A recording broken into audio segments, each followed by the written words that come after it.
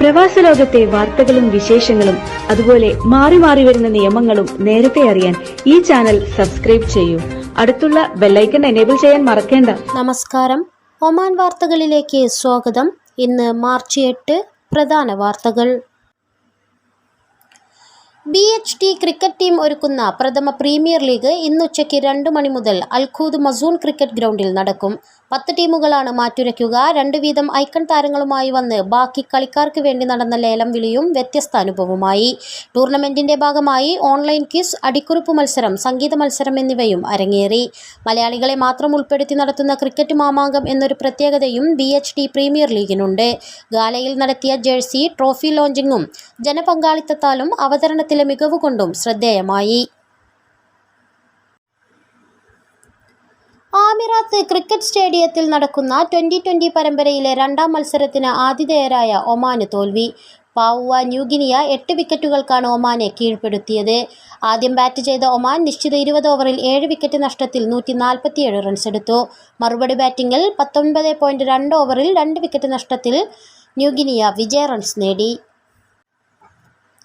വടക്കൻ ബാത്തിന ഗവർണറേറ്റിൽ നിർമ്മാണത്തിലിരിക്കുന്ന വീടുകളിൽ നാശനഷ്ടങ്ങൾ വരുത്തുകയും വൈദ്യുത കേബിളുകൾ മോഷ്ടിക്കുകയും ചെയ്തതിന് 2 വിദേശികളെ റോയൽ ഒമാൻ പോലീസ് അറസ്റ്റ് ചെയ്തു. സുഹാർ വിലായത്തിലായിരുന്നു സംഭവം. വടക്കൻ ബാത്തിന ഗവർണറേറ്റ് പോലീസ് കമാൻഡാണ് പ്രതികളെ പിടികൂടിയത്. ഇവർക്കെതിരായ നിയമ നടപടികൾ പൂർത്തീകരിച്ചു വരികയാണെന്ന് ROP അറിയിച്ചു. ഈ മാസം നടക്കുന്ന ലോകകപ്പ് ഫുട്ബോൾ യോഗ്യതാ മത്സരങ്ങൾക്ക് മുന്നൊരുക്കങ്ങൾ ആരംഭിക്കാൻ ഒമാൻ ടീം. വരുന്ന ബുധനാഴ്ച മസ്കത്തിൽ ആഭ്യന്തര ക്യാമ്പ് ആരംഭിക്കും. അതിനു മുന്നോടിയായി പുതിയ പരിശീലകൻ ജെറോസ്ലാവ് സിൽഹാവി ഒമാനിലെത്തും. തുടർന്ന് ക്യാമ്പിലേക്ക് തിരഞ്ഞെടുക്കപ്പെടുന്ന സ്ക്വാഡിനെ പരിശീലകൻ പ്രഖ്യാപിക്കും. തുടർച്ചയായി പരാജയങ്ങളും ഫിഫ റാങ്കിങ്ങിലെ സ്ഥാനനഷ്ടങ്ങളും മറന്ന് തിരിച്ചുവരവിനൊരുങ്ങുന്ന ഒമാൻ ടീമിൽ ചില അപ്രതീക്ഷിത മാറ്റങ്ങളുണ്ടായാലും അത്ഭുതപ്പെടാനില്ല. ചില പരിചയസമ്പന്നർക്ക് സ്ഥാനം നഷ്ടമാകാനും പുതുമുഖങ്ങൾക്ക് ദേശീയ ടീമിലേക്ക് വിളിയെത്താനും സാധ്യതകൾ ഏറെയാണ്. പുതിയൊരു ടീമിനെയും തൻ്റെ കളി ശൈലിക്കൊത്ത താരങ്ങളെയും സൃഷ്ടിച്ചെടുക്കുകയായിരിക്കും ജെറോസ്ലാവ് സിൽഹാവിയുടെ പ്രഥമ ലക്ഷ്യം. ഒമാൻ ആഭ്യന്തര ലീഗുകളിൽ മത്സരങ്ങൾ നേരിട്ട് വീക്ഷിക്കാൻ പരിശീലകനും എത്തിയിരുന്നു. ദാഖിലിയ ഗവർണറേറ്റിലെ നിസ്വ വിലായത്തിൽ പൊതുക്രമസമാധാനം തടസ്സപ്പെടുത്തുകയും സമാധാനാന്തരീക്ഷം നഷ്ടപ്പെടുത്തുകയും ചെയ്ത് മോട്ടോർ ബൈക്ക് ഓടിച്ച 32 പേരെ റോയൽ ഒമാൻ പോലീസ് അറസ്റ്റ് ചെയ്തു. 53 ബൈക്കുകൾ പിടിച്ചെടുത്തു. കഴിഞ്ഞ ദിവസമാണ് സംഭവം. ഒരു സംഘം ബൈക്ക് യാത്രികരാണ് ബൈക്കുമായി സാഹസിക പ്രകടനത്തിലും ഗതാഗതം താറുമാറാക്കുന്ന പ്രവൃത്തിയിലും ഏർപ്പെട്ടത്. ഇതിന്റെ ദൃശ്യങ്ങളും സാമൂഹിക മാധ്യമങ്ങളിൽ പ്രചരിച്ചിരുന്നു. ദാഖിലിയ ഗവർണറേറ്റ് പോലീസ് നടത്തിയ അന്വേഷണത്തിലാണ് സംഘം അറസ്റ്റിലായത്. പ്രതികൾക്കെതിരെ നിയമ നടപടികൾ സ്വീകരിച്ചതായും പോലീസ് പ്രസ്താവനയിൽ അറിയിച്ചു. മാൻവി ടു മസ്കത്ത് എന്ന പേരിൽ മസ്കത്ത് ഇന്ത്യൻ എംബസി സംഘടിപ്പിക്കുന്ന ലെക്ചർ സീരീസിന്റെ 5ാമത് സെഷൻ ഇന്ന് വൈകിട്ട് എംബസി ഓഡിറ്റോറിയത്തിൽ നടക്കും. ഇന്ത്യ ഒമാൻ ചരിത്രബന്ധം രൂപപ്പെടുത്തുന്നതിലും ശക്തിപ്പെടുത്തുന്നതിലുമുള്ള പങ്കിനെക്കുറിച്ചുള്ള അവതരണങ്ങളാണ് നടന്നുവരുന്നത്. വൈകുന്നേരം 5 മണിക്ക് ആരംഭിക്കുന്ന പരിപാടിയിൽ പ്രൊഫസർ സന്ധ്യ റൌ മെഹ്ത പ്രഭാഷണം നടത്തും. ഒമാനിലെ ഇന്ത്യൻ സമൂഹത്തിൽ സ്ത്രീ ശാക്തീകരണം എന്ന സന്ദേശത്തിലാണ് ഇത്തവണ പ്രഭാഷണം നടത്തുന്നത്. മസ്കത്ത് അന്താരാഷ്ട്ര പുസ്തകമേളയുടെ 29ാമത് എഡിഷൻ അടുത്ത വർഷം ഏപ്രിൽ-മെയ് മാസങ്ങളിലായി അരങ്ങേറുമെന്ന് സംഘാടകർ അറിയിച്ചു. ഒമാൻ കൺവെൻഷൻ ആൻഡ് എക്സിബിഷൻ സെന്ററിൽ ഏപ്രിൽ 23 മുതൽ മെയ് 2 വരെ കൂടുതൽ പ്രസാധകരുടെ പങ്കാളിത്തത്തോടെയാകും മേളയൊരുങ്ങുക. വടക്കൻ ഷർക്കിയാണ് അടുത്ത തവണത്തെ അതിഥി ഗവർണറേറ്റ് എന്ന് Muscat book fair director Ahmed bin Saud al Rawahi പറഞ്ഞു. ഈ മാസം 2-ന് സമാപിച്ച മസ്കത്ത് അന്താരാഷ്ട്ര പുസ്തകമേളയുടെ 28ാം എഡിഷന് റെക്കോർഡ് സന്ദർശകരാണ് എത്തിയത്. 12 ദിവസങ്ങളിലായി 3,94,000-ത്തിലധികം അക്ഷരപ്രേമികൾ മേളയിലെത്തിയതായി ഇൻഫർമേഷൻ മന്ത്രാലയം വ്യക്തമാക്കി. വാദി കബീർ ഇന്ത്യൻ സ്കൂൾ വിദ്യാർത്ഥിനിയുടെ മരണം കൂട്ടുകാർക്കും സഹപാഠികൾക്കും നൊമ്പരമായി. 8ാം ക്ലാസ് വിദ്യാർത്ഥിനി സമീഹ ആണ് ഇന്നലെ രാവിലെയുണ്ടായ അപകടത്തിൽ മരണപ്പെട്ടത്. പരീക്ഷ കഴിഞ്ഞ് സ്കൂളിൽ നിന്നും മടങ്ങിയ സമീഹയും മാതാവും റോഡ് മുറിച്ചു കടക്കാൻ ശ്രമിക്കവേ അതേ പാതയിൽ കാറിടിച്ചാണ് അപകടമുണ്ടായത്. രാവിലെ 11 മണിയോടെയായിരുന്നു അപകടം.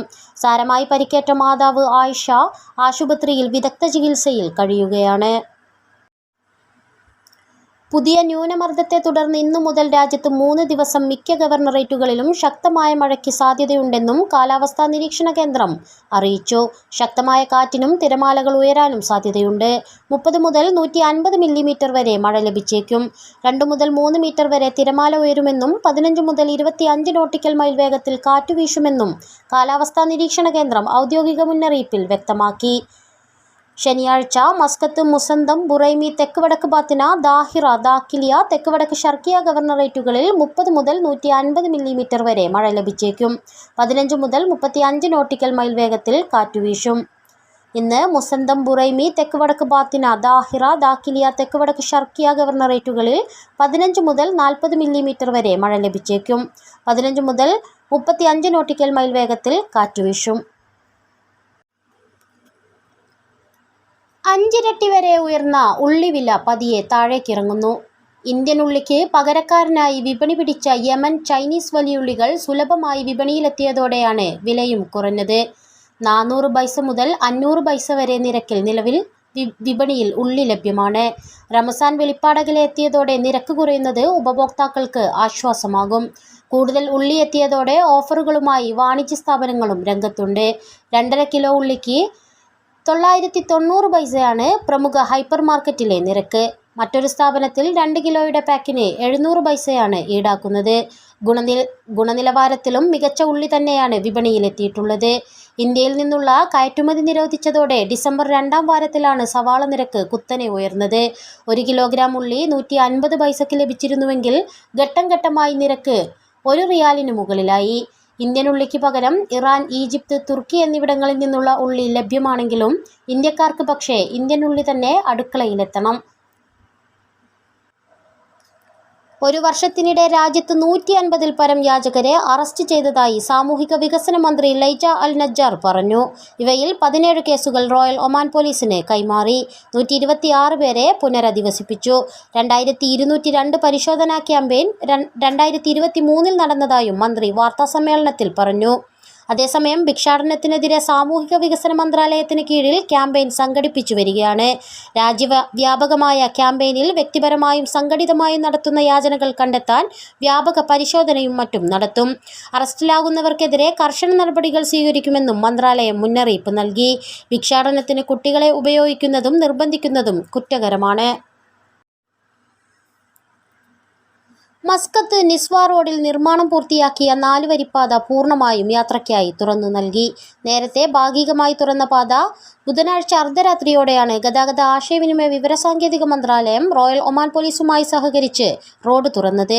കഴിഞ്ഞ മാസങ്ങളിൽ ഭാഗികമായി റോഡ് തുറന്നിരുന്നു.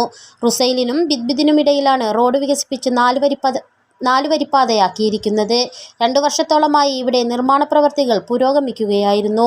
നേരത്തെ ഉള്ളതിനേക്കാൾ വളരെ വേഗത്തിൽ പുതിയ പാതയിൽ മസ്കത്തിൽ നിന്നും നിസ്വയിലെത്താൻ സാധിക്കും. റോഡ് വികസന പ്രവൃത്തികൾ നടക്കുന്നതിനാൽ ഈ പാതയിൽ പലപ്പോഴും ഗതാഗതക്കുരുക്ക് അനുഭവപ്പെട്ടിരുന്നു. സമാന്തര പാതകളും മറ്റും ഉപയോഗിച്ചാണ് ആളുകൾ യാത്ര ചെയ്തിരുന്നത്.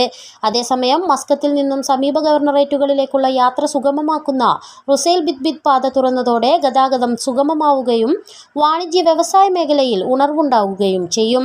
മസ്കത്ത് എക്സ്പ്രസ് വേയിലെ റുസൈൽ നിസ്വ ഇന്റർസെക്ഷൻ മുതൽ ബിദ്ബിദിലെ ഷർക്കിയ എക്സ്പ്രസ് വേ ഇന്റർസെക്ഷൻ വരെയുള്ള ഭാഗത്താണ് 4 വരിയായി ഉയർത്തിയിരിക്കുന്നത്.